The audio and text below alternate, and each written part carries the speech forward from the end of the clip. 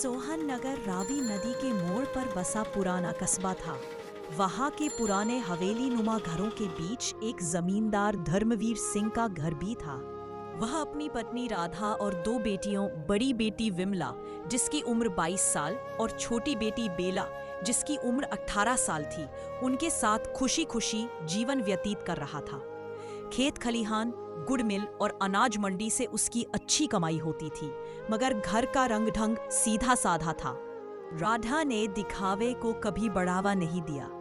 फसल के मौसम के बाद जमींदार ने विमला को पास बैठाकर कहा, बेटी, तुम्हारे लिए एक अच्छा रिश्ता आया है। पास के गांव के कपड़ा व्यापारी श्री हरि मल्होत्रा का बेटा श्याम, बड़ा घर, बहुत सारी जमीन, सब सुविधा है उसके पास। क्या कहती हो? तुम बोलो तो तुम्हारा रिश्ता तय कर दूं। विमला ने सुनते ही चमक भरी आंखों से माँ बाप को देखा और बोली, जैसी आपकी मर्जी पिताजी, आप मुझे जहां ब्याह देंगे मैं वहीं चली जाऊंगी।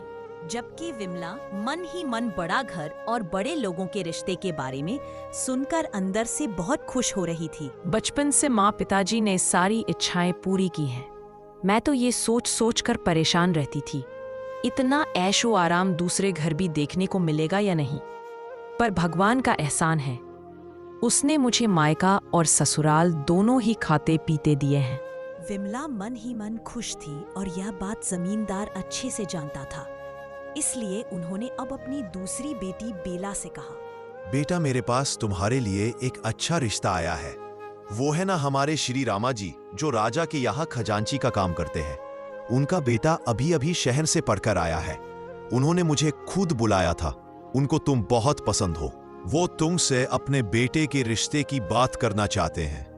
पिताजी, मैं गांव के गरीब किसान के बेटे मोहन से प्रेम करती हूँ और उसी से विवाह करना चाहती हूँ। ये तुम क्या कह रही हो? वो मोहन जिसके घर 2 टाइम का भोजन भी समय से नहीं पकता है, तुमको उस घर में कैसे ब्याह दूं? अरे मेरी भी तो कोई इज्जत है कि नहीं? जमींदार को गुस्सा आ गया। उसकी तेज आवाज सुनकर जमींदार की पत्नी राधा भागते हुए आई। क्या हो गया जी? ऐसे क्यों चिल्ला रहे हो? सुन रही हो अपनी बेटी की बात? ये उस भूखे नंगे मोहन से विवाह करने की बात कर रही है। ये आप क्या कह रहे हो? मोहन और वो भी इस हवेली का जमाई बनेगा? अब बस यही दिन देखना बाकी रह गया था क्या? समझाओ इसको, मैं इसका रिश्ता पक्का करके आता हूँ। अरे इतने अच्छे घर से रिश्ता आया है और इनको रिश्ते को ठोकर मारनी है।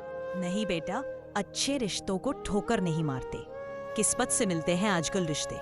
वो देखो, निकू की बेटी पूरे 25 साल की हो गई है, आज तक ब्याह नहीं हुआ। उसको भी शुरू में कोई लड़का पसंद नहीं आया। जब समय था उसने पसंद नहीं किया। आज उसको कोई पूछने नहीं आता। क्या तुम भी यही चाहते हो? तुम भी उसी की तरह बिन ब्याही रह जाओ।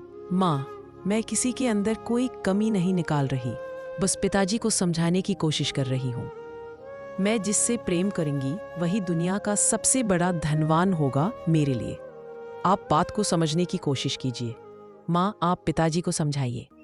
राधा ने जमींदार की ओर देखा, जो गुस्से से अभी तक बेला को घूर रहे थे। राधा के दिल में ख्याल आया, कहीं ऐसा ना हो जो सुबोध की बेटी ने किया था। प्रेम में आकर वो हमारी बेटी भी कर ले। सुबोध की बेटी ने भी तो अपने पिता की नाक कटवा दी थी। मुझे ऐसा होने से रोकना होगा। मुझे जमींदार साहब को समझाना होगा, कहीं बेटी क्रोध में आकर कोई गलत कदम ना उठा ले।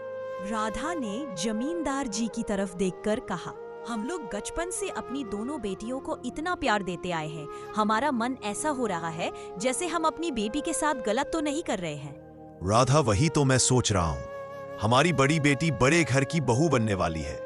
यदि छोटी बेटी किसी गरीब घर में ब्याह दी तो लोग हमें तरह तरह की बातें कहेंगे। बेटी अमीर घर में जाए या गरीब घर में, तकदीर अपनी ही लेकर जाती है। आप दोनों को आशीर्वाद दीजिए और दोनों का विवाह तय कर दीजिए। तो तुम ये कह रही हो कि मैं बेला का विवाह मोहन से ही तय कर दूं? हाँ जी, अगर हमारी बेटी की किस्मत में धनवान होना लिखा होगा तो एक दिन वो भी धनवान बन जाएगी। तुम ठीक कह रही हो राधा। हमें भी बेला को किस्मत के भरोसे छोड़ देना चाहिए। हमने तो दोनों बच्चों के हमेशा सारे शौक और उनकी हसरत पूरी की है।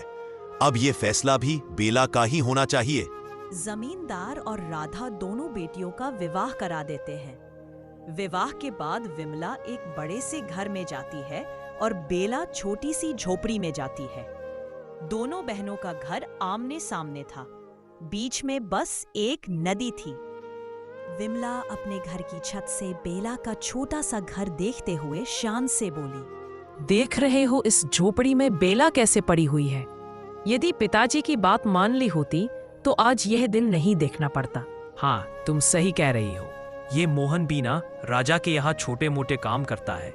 बदले में महाराज उसको 1-2 समय की रोटी दे देते हैं। अब इससे कितना ही घर चलेगा। तुम देखना एक दिन बेला को अपनी गलती का एहसास होगा। अब जल्दी से बताओ, आज तुम्हारे लिए किस रंग की साड़ी लानी है? कल ही हमारा विवाह हुआ है। पिताजी ने और आप लोगों के परिवार ने मुझे इतनी साड़ियाँ दी हैं। अब क्या आवश्यकता है साड़ी की? अरे आवश्यकता है, बिल्कुल है। मैं चाहता हूँ जब भी मैं घर के अंदर आऊं तुम्हारे लिए कुछ कीमती उपहार लेकर आऊं। श्याम की बातें सुनकर विमला मन ही मन बहुत खुश हो रही थी। वहीं दूसरी तरफ मोहन और बेला अपने घर के अंदर बैठे हुए थे। मोहन की माँ शांति चूल्हे पर खाना पका रही थी। धुआं दूर दूर तक फैला हुआ था। बेला उनके पास आई और बोली, माँ जी, आप हट जाएं, मैं खाना पका देती हूँ। बिटिया, नई दुल्हन है, तू खाना कैसे पकाएगी? दुल्हन नहीं हूँ माँ, मैं आपकी बेटी हूँ और बेटियों के सामने माँ काम नहीं करती। बेटा, तुम बड़े घर की बेटी हो, तुमको ये चूल्हे पर खाना पकाना कहाँ आता होगा? तुम्हारे घर में तो वो होता है ना, स्टोव और खाना पकाने वाली भी। माँ जी, मैंने कभी चूल्हे पे खाना तो नहीं पकाया है, परंतु इतना पता है जब तक जिंदा हूँ आप मेरे सामने कोई काम नहीं करेंगी। लोग कहते हैं बड़े घरों की बेटी बिगड़ी हुई होती है। मेरे मोहन की तो किस्मत ही पलट गई जो इतनी अच्छी बहू घर में आई है। अभी मोहन वहां आता है, उतरा हुआ चेहरा और मायूस निगाह। क्या हुआ बेटा? माँ, इतने दिनों से राजा के यहाँ खेती करता हूँ। वो मुझे 1 महीने के सिर्फ 11 रुपए देते हैं। आज 1 महीना हो गया। मंत्री जी से बोला था पगार दिला दो। मंत्री जी ने सीधे टाल दिया, कहा बाद में ले लेना। अभी राजा दूसरे कामों में उलझे हुए थे। कोई बात नहीं बेटा, बाद में ले लेना। इसमें इतना निराश होने वाली क्या बात है? माँ, बेला कल ही घर आई है। सोच रहा था उसके लिए कुछ लेता आऊंगा, वो खुश हो जाएगी। बड़े घर की लड़की है, यहां गुजारा करना उसके लिए कितना मुश्किल होगा। मैं तो उसके सामने यह बात बोल भी नहीं सकता। कभी उसको मुझसे विवाह करने का फैसला गलत लगने लगे और वह यह घर और रिश्ता छोड़कर अपने मायके चली जाए। प्रेम और विवाह में जमीन और आसमान का अंतर होता है। कल तक प्रेम था, आज विवाह के कठिन डोर में बंध चुके हैं। कहीं ऐसा ना हो कि इस तंग डोरी से उसका दम घुट जाए। वो दोनों बात कर ही रहे होते हैं, तभी वहां बेला आ जाती है। उनकी बात सुनकर बोलती है, मेरा कोई दम नहीं घुट रहा। मुझे बहुत अच्छा लग रहा है इस घर में आकर। ऐसा लग रहा है भगवान मेरे साथ हैं, और बुरा इसलिए लग रहा है क्योंकि आप और माँ जी मुझे समझ नहीं पाए। बेला, तुम परेशान नहीं हो। मैं बस ये सोच रहा था कि तुम यहाँ इतनी छोटी सी धुएं से भरी झोपड़ी में कैसे रहोगी। तुम और विमला दीदी साथ में पले बड़े हैं। आज विमला दीदी इतने बड़े घर की मालकिन बन गई है और तुम इस छोटे से घर में हो। मुझे यह सोचकर बहुत बुरा लग रहा है। मैं विमला दीदी से ज्यादा खुश हूँ और एक दिन यह बात आप भी मानोगे। वहीं दूसरी तरफ श्याम एक पतली सी गली की तरफ चला जा रहा था। तभी उसको सामने से एक मछुआरा आता दिखाई दिया। उसकी आंखों में आंसू थे। श्याम को देखते ही बोला, बेटा श्याम, तुम हमेशा मुझसे मछली खरीदते आए हो ना? हाँ, खरीदता तो हूँ, पर हुआ क्या है? जिस तालाब में मैं जाल डालता हूँ उसी तालाब में कल से दूसरा मछुआरा आने लगा है।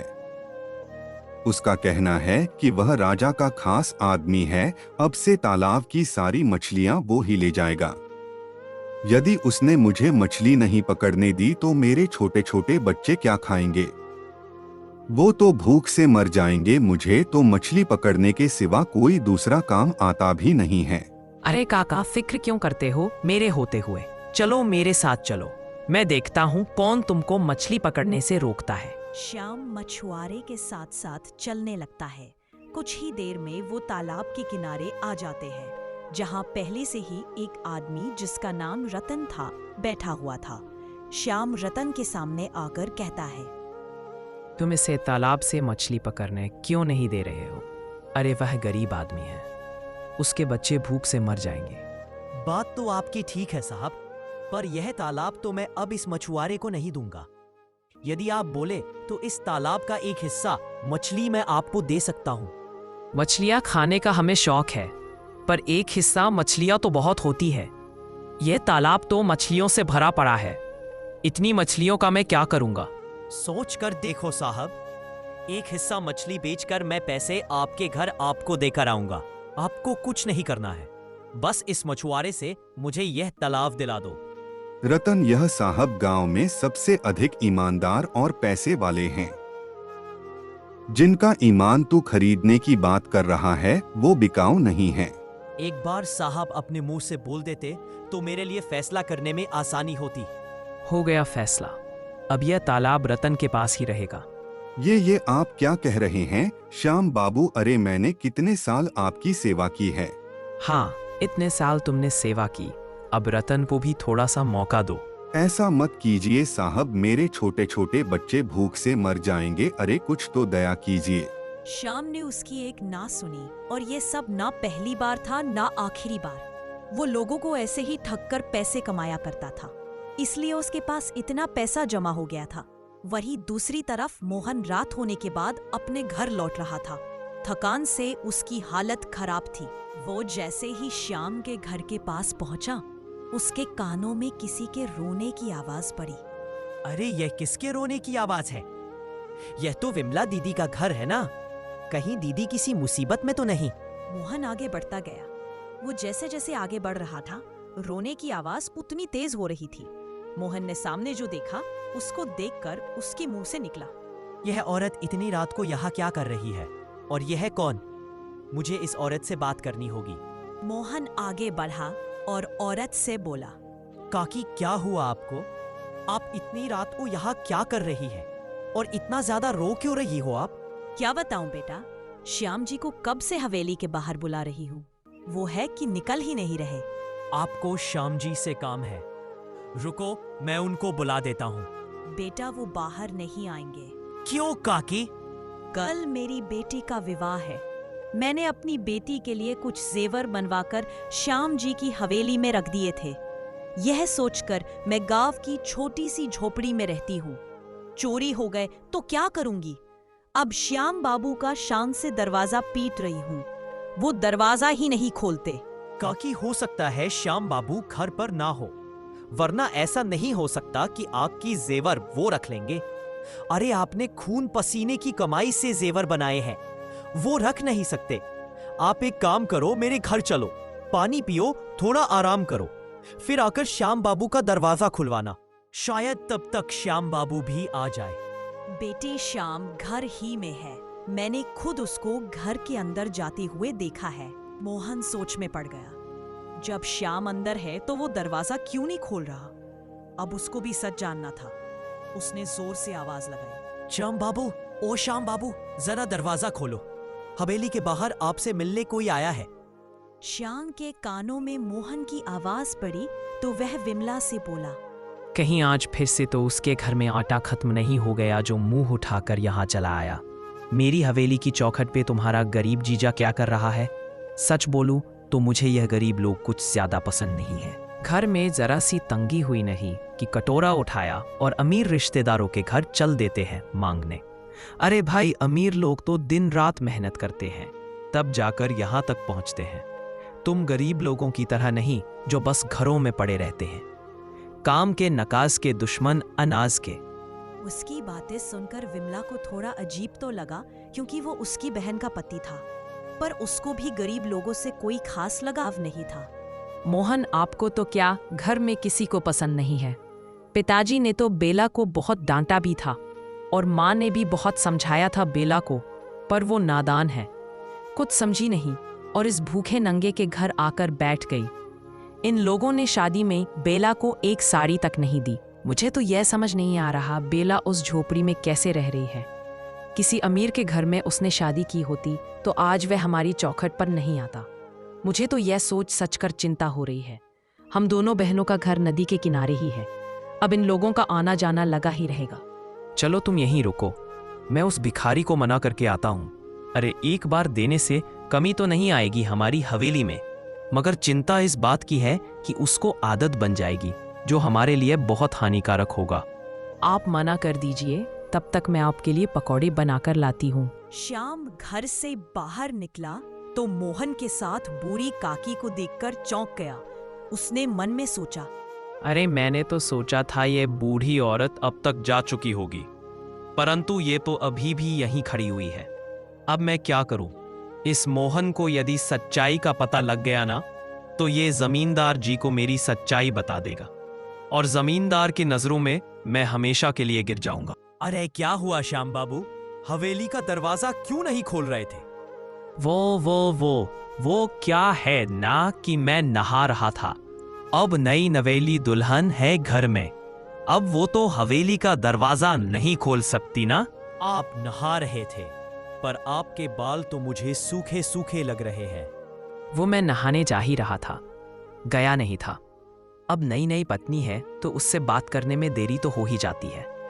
तुम्हारी तरह तो नहीं है ना कि सुबह होते ही काम पर निकल गए और अब रात हो गई तब लौट रहे हैं। मोहन समझ चुका था। वो शाम को नीचा दिखाने की कोशिश कर रहा है। उसने मन में सोचा, इससे पहले कि ये मुझे खरी खोटी सुनाए, मुझे काकी के जेवर के बारे में बात करनी चाहिए। मोहन ने बड़ी ही मजबूत आवाज में कहा, श्याम बाबू काकी कह रही थी कि इन्होंने अपनी बेटी के विवाह के लिए जो जेवर बनवाया था वो आपकी तिजोरी में रखा है। नहीं नहीं, तो ऐसा कुछ भी नहीं है। क्यों ने बुढ़िया, तूने मुझे अपना जेवर कब दिया रखने के लिए? श्याम बाबू उस दिन जब मेघा के घर में चोरी हुई थी तब आप ही वहां हमारे घर आए थे और कहा था आगे से किसी का जेवर चोरी नहीं होगा, इसलिए मैं अपना जेवर आपकी हवेली की तिजोरी में रख दूं। और कल जब मेरी बेटी का विवाह है, मैं जेवर लेने आई हूं तो आपने मुझे ही झूठा बना दिया। भला कोई अपना जेवर दूसरे की तिजोरी में रखता है क्या? मुझे लगता है यह कोई पागल औरत है। भगवान के कहर से डर श्याम बाबू, तू एक माँ की हाय ले रहा है। इससे पहले कि तुमको धक्के मार के इस हवेली से बाहर फेंक दूं, चली जाओ यहाँ से। अरे भीख मांगने आई हो तो बोलो ना। श्याम बाबू अपनी दौलत तुम पर लुटा देगा, पर झूठा इल्जाम लगाया तो अंजाम भयानक होगा, समझी? इतना बोलकर श्याम ने हवेली का दरवाजा बंद कर लिया। बूढ़ी औरत वहीं खड़ी रोती रही। मोहन उसको देखकर बहुत दुखी हो रहा था, परंतु वो कुछ नहीं कर सकता था। न जाने क्या था उस बूढ़ी औरत के आंसुओं में जिसमें मोहन को सच्चाई नजर आ रही थी। उसने बूढ़ी औरत से कहा, काकी आप परेशान मत होइए और घर जाइए। जो होना था हो गया, उसको बदल नहीं सकते। बेटा, कल मेरी बेटी की बारात आएगी। अगर मैंने शादी में गहने नहीं दिए तो कहीं बारात वापस ना चली जाए। बेटी से डर नहीं लगता, बेटी के भाग्य से लगता है। अगर बेटी की बारात वापस चली गई तो मैं मर ही जाऊंगी। विवाह जेवर पर ही तय हुआ है। वो दोनों बात कर ही रहे थे, तभी उनके कानों में बेला की आवाज पड़ी। बारात वापस नहीं जाएगी काकी, और रही बात गहनों की तो वो भी आपको मिल जाएंगे। बेला की आवाज सुनकर मोहन और बुढ़िया ने सामने देखा जहां बेला खड़ी हुई थी। बेला, तुम यहाँ क्या कर रही हो? मैं आपको देखने घर से निकली थी तो आप यहीं मिल गए। माफ करना, मैंने आपकी और काकी की बातें सुन ली। मोहन घबरा गया। वो मन में सोचने लगा, कहीं बेला को श्याम की सच्चाई का पता तो नहीं लग गया ना? ऐसा हुआ तो वो टूट जाएगी। उसकी बहन का पति कितना घटिया काम करता है। कौन सी बात सुनी तुमने हमारी?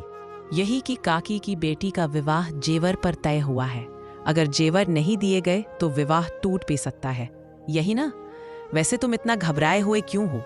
कोई और बात भी थी क्या जिसका मुझे नहीं पता? बेटा, वो अभी बुढ़िया इतना बोली ही थी कि मोहन बीच में बोल पड़ा। हाँ, यही बात कर रहे थे हम दोनों। बुढ़िया ने मोहन की तरफ देखा, परंतु कुछ बोली नहीं। बेला ने अपने गहने उतारे और बुढ़िया को देते हुए बोली, यह रख लीजिए काकी, ये आपकी बेटी के विवाह में काम आएंगे। यह तुम क्या कह रही हो बेटा? यह मैं नहीं ले सकती। हाँ बेला, तुम ऐसा नहीं कर सकती। आखिर ये सब तुम्हारे पिताजी ने तुम्हें कितने प्यार से दिए थे। तुम ऐसे ही किसी को भी ये नहीं दे सकती। अब तक मुझे इनकी जरूरत थी, इसलिए मेरे पास थे। अब मुझसे ज्यादा जरूरत इन गहनों की काकी को है। और रही पिताजी की बात, तो जब उनको पता लगेगा ना इन गहनों ने किसी का विवाह टूटने से बचाया है, तो वो और भी ज्यादा खुश होंगे। मोहन कुछ नहीं बोला और बस बेला की तरफ देखता रहा। बुढ़िया के लाख मना करने के बाद भी बेला ने एक अनजान औरत को अपने गहने दे दिए। यह मोहन के लिए कोई छोटी बात नहीं थी। मोहन को सोच में गुम देख बेला ने कहा, अब जल्दी से घर के अंदर आओ, मान जी प्रतीक्षा कर रही हैं। दोनों घर के अंदर जाते हैं। अगले दिन सुबह सुबह बेला चूल्हे पे खाना पका रही थी। तभी विमला वहां आती है। बेला विमला को वहां देखकर बहुत खुश होती है। अरे वाह दीदी, आज आप सुबह सुबह यहाँ, मेरा तो दिन ही बन गया। आपको पता है दीदी, मैं आपको बहुत याद करती हूँ। हालत देख अपनी, अभी तेरी शादी को 4 दिन नहीं हुए और तुमने चूल्हा चौका संभाल लिया। बिल्कुल ऐसी लग रही है जैसे कई घरों का काम करके आई है। चेहरे का रंग देख, धुएं में काम कर करके तूने अपनी हालत बिगाड़ ली। ऐसा नहीं है दीदी, मैं यहाँ बहुत खुश हूँ। वो दिख रहा है, मेरे पति तो मेरे लिए रोज कुछ ना कुछ लेकर आते हैं। तू बता, तुझे मोहन ने क्या ला कर दिया? मोहन राजा के यहाँ काम करते हैं, अभी उनकी पगार नहीं मिली। वो बोल रहे थे जब पगार मिल जाएगी तब वो भी मेरे लिए नई साड़ी लाएंगे। विमला हंसती गई और उसका मजाक बनाती गई और कुछ देर बाद वहां से उठकर अपनी हवेली चली गई। बेला से गहने लेने के बाद बुढ़िया सीधा महल जाती है। महल आकर वो राजा को श्याम के बारे में सारी बातें बता देती है। उस बुढ़िया की बात सुनकर राजा मंत्री से कहते हैं, श्याम इस गांव का सबसे ज्यादा धनवान है। यदि इस बुढ़िया ने उसका धन देखकर श्याम पर गलत इल्जाम लगाने की कोशिश की तो इस बुढ़िया का अंजाम भयानक होगा। मंत्री जी, पता लगाओ, क्या ये औरत सच बोल रही है या झूठ? गुस्ताखी माफ हो महाराज। आज सुबह ही एक मछुआरे की पत्नी महल आई थी। अपने 4 बच्चों को लेके उसका कहना था कि जिस तालाब में उसका पति मछली पकड़ता था, श्याम बाबू ने उस तालाब को किसी और को दे दिया। बदले में उससे एक हिस्सा मछली ले ली। मछुआरे के घर में खाने के लिए कुछ नहीं था। बच्चे भूख से तड़प रहे थे महाराज। इसलिए मछुआरे ने आत्महत्या कर ली, क्योंकि उस मछुआरे को मछली पकड़ने के सिवा कोई दूसरा काम नहीं आता था। क्या कह रहे हो? उस मछुआरे ने आत्महत्या कर ली? यह बात तुमने हमें पहले क्यों नहीं बताई? महाराज, श्याम बाबू आपके लिए बहुत खास है। हम आपसे कुछ भी कहते आपको झूठ ही लगता, इसलिए हम चुप थे। राजा सोच में पड़ गए। उन्होंने बुढ़िया से कहा, तुम्हारे पास कोई सबूत है जिससे तुम यह साबित करो कि श्याम बाबू के घर तुम्हारे गहने हैं? महाराज, मेरे गहनों में एक 100 साल पुराना सिक्का है और उस सिक्के का एक कोना मुड़ा हुआ है। हम अभी श्याम के घर की तलाशी लेंगे। यदि वह पुराना सिक्का श्याम की हवेली में मिल गया तो जितना तुम बोलोगी तुमको तुम्हारे उतने गहने लौटा दिए जाएंगे। कुछ ही देर में श्याम ढेर सारे गहने राजा के सामने लेकर खड़ा हुआ था। उन गहनों में एक वो मुड़ा हुआ पुराना सिक्का भी था जो बुढ़िया ने बताया था। श्याम, हम तुमको क्या समझते थे और तुम क्या निकले? राजा के इतना बोलते ही श्याम ने अपना सिर झुका लिया। तभी मोहन दौड़ते हुए आया। मोहन, तुम यहाँ क्या कर रहे हो? जाओ अपना काम निपटाओ। महाराज, श्याम बाबू को छोड़ दीजिए। उनसे गलती हो गई, उनको माफ कर दीजिए महाराज। उनको मूर्ति दंड मत दीजिए। तुम इसका साथ क्यों दे रहे हो? यह तो तुम्हें भी देखना नहीं चाहता है। महाराज, यह मेरी पत्नी की बहन का पति है। श्याम को कुछ हो गया तो बिमला दी के साथ साथ जमींदार का परिवार भी टूट जाएगा। जमींदार जी ने कितने अरमानों से बिमला दी के लिए श्याम जी को पसंद किया था। मोहन की बात सुनकर राजा ने मोहन से कहा, तुम और मोहन एक ही हवेली के जमाई हो और दोनों में जमीन आसमान का फर्क है। तुम एक सच्चे नेक दिल इंसान हो और ये एक चोर है। महाराज, एक मौका दे दीजिए, बस एक मौका। जाओ, दिया एक मौका। तुम्हारे और श्याम के बीच एक प्रतियोगिता रखता हूं। जो भी तुम में से उस प्रतियोगिता में जीत गया, यदि श्याम उस प्रतियोगिता में जीत गया तो मैं उसका कसूर माफ कर दूंगा। यदि वह फिर से हार गया तो मैं उसको मृत्युदंड दूंगा। ठीक है महाराज। प्रतियोगिता शुरू होती है। मोहन और श्याम वहां से चले जाते हैं और खेतों में लग जाते हैं। दोनों दिन रात मेहनत करते हैं। देखते ही देखते 3 महीने भी बीत जाते हैं। महल में आज भारी भीड़ थी। पूरा गांव आज श्याम और मोहन की प्रतियोगिता देखने आया था, जिसमें बेला, विमला, जमींदार और राधा भी आए थे। यदि श्याम इस बार हार गए तो क्या राजा उनको दंड देंगे? भगवान से प्रार्थना करो बेटा, उसको कुछ नहीं होगा। मोहन तो उस दिन श्याम जी को राजा से बचाने की बड़ी बड़ी बातें कर रहा था। कह रहा था श्याम जी को कुछ हो गया तो पूरा जमींदार परिवार टूट जाएगा। आज राजा ने दोनों के बीच प्रतियोगिता क्या रख दी। मोहन दिन रात जीतने के लिए मेहनत कर रहा है। आखिर उसको भी तो जीतना है। जीत गया तभी तो सेनापति बनेगा और झोपड़ी से सीधा महल में पहुंच जाएगा। बेला को विमला के मुंह से यह सुनकर बड़ा दुख हुआ।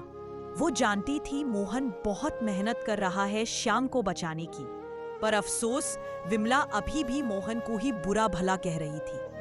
बेला की आंखों में आंसू आ गए, जिसको जमींदार ने देख लिया। अब जमींदार जी से रहा नहीं गया। उन्होंने गुस्सा करते हुए कहा, मैं अपनी बेटी के लिए जिसको हीरा समझा, वो तो एक कलंक निकला। श्याम की खातिर एक मछुआरे ने आत्महत्या कर ली। उसके बाद भी मोहन ने इतनी कोशिश से श्याम को एक और मौका दिलवाया। उसके बाद भी तुम मोहन को ही दोषी ठहरा रही हो। जिसको मैं कुछ नहीं समझता था वही मेरा असली हीरा निकला। मुझे तो शर्म आती है मोहन का सामना करने से भी। तुम्हारा पति तो बड़ी हवेली वाला बनकर घूमता है, खुद को बहुत महान समझता है।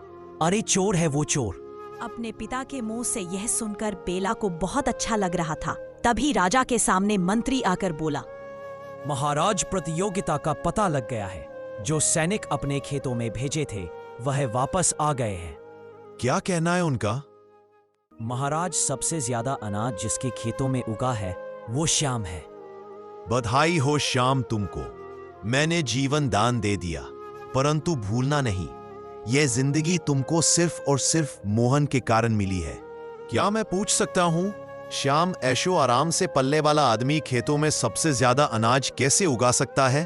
अनाज तो ज्यादा मोहन के खेतों में भी मिला था, परंतु जब कल रात श्याम और सारे गांव वाले सो रहे थे, तब मोहन चुपके से निकलकर खेतों में गया और उसने अपना आधा अनाज श्याम के खेतों में डाल दिया, जिससे उसको जीवन दान मिल सके। महाराज, आपको यह सब कैसे पता चला? हम यहाँ के राजा हैं।